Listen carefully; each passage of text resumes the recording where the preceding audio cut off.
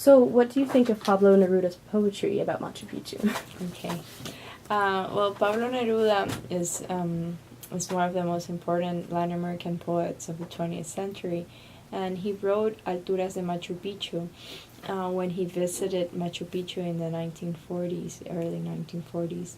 And then he included it in his big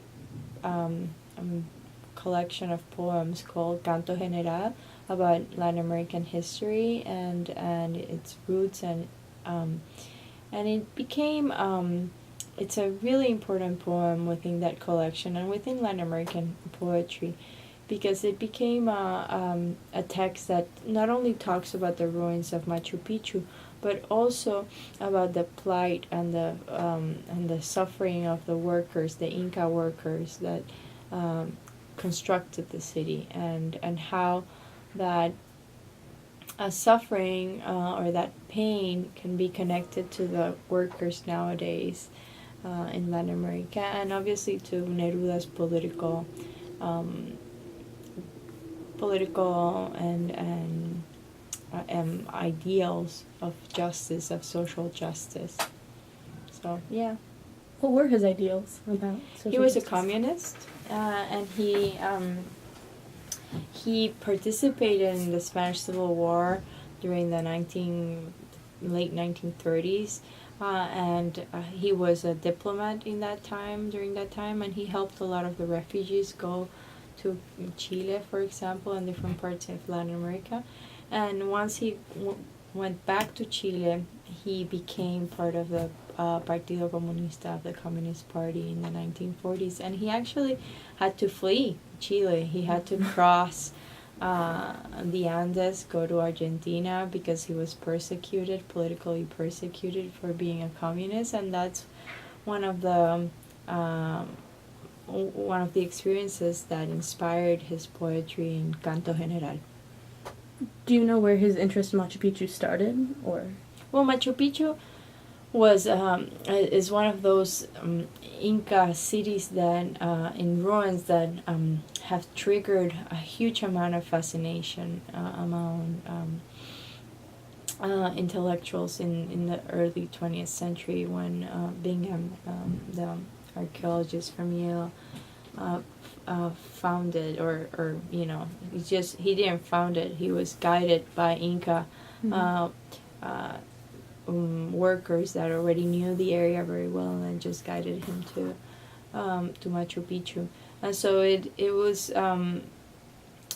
a place of for many of the poets and not only poets but intellectuals and people who were interested in the past of Latin America and its connections to the present, to see like a window to the past that it's in ruins but it's also untouched to a certain degree. Yeah, the incoming, they never found it because it's so detached from the rest, right? Exactly, it's pretty detached.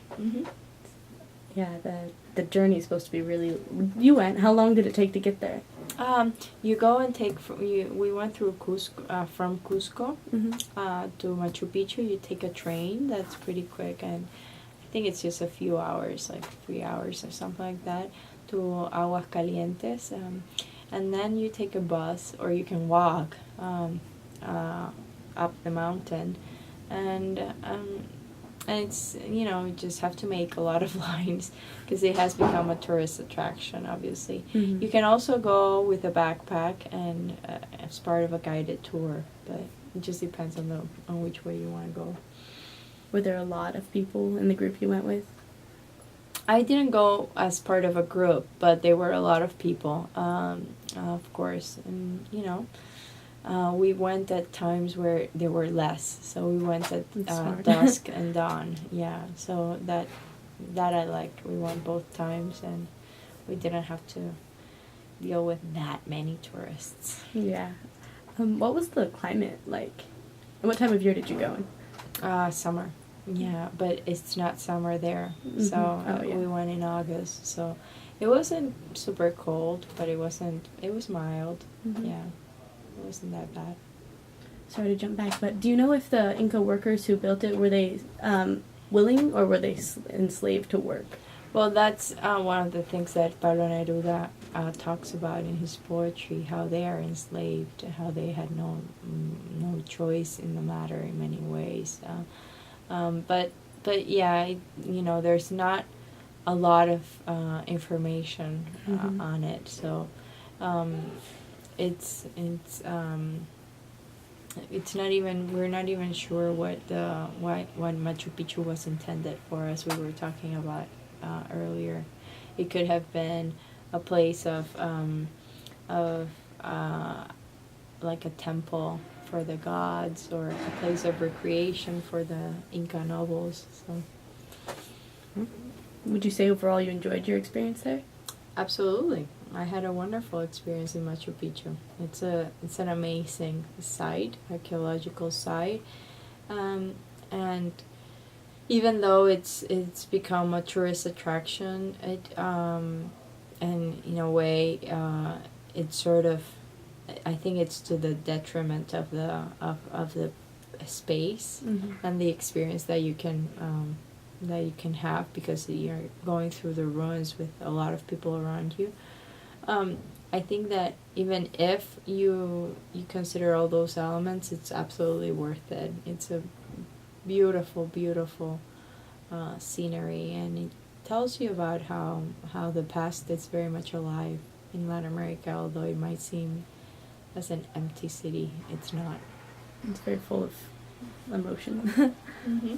Okay. Thank you very much. No problem. Bye-bye.